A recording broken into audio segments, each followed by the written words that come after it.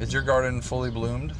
Not yet, it's only beginning of July, you know. I think in August it will be much better.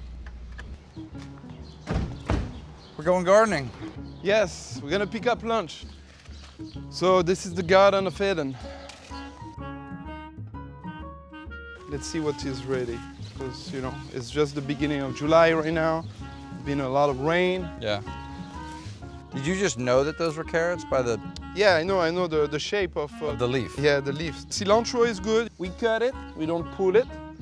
Nice fresh cilantro. Everything is organic in this garden. Believe me, having a garden, it's a lot of work. Yeah. But everybody should think about being a little bit more food sovereign. I know where my food comes from. You know, I mean, right now is really great because it's the summertime, so we have a lot of harvest. This is arugula. I can cut some. Cut it with the knife. I pulled out the roots. Being a farmer is not overnight. Benton.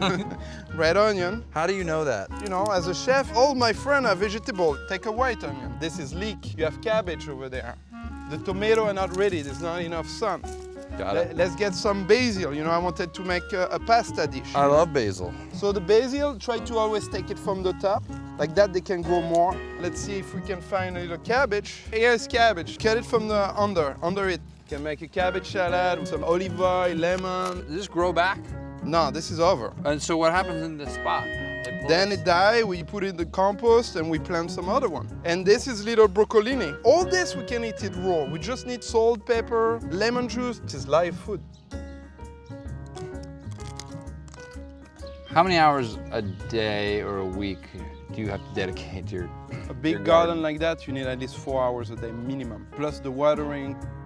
I think you have a gardener you work with, right? Of course. Yeah. No, this is for a family of 15. Okay, or 20 even. Do you see yourself cultivating a garden? I live in Manhattan.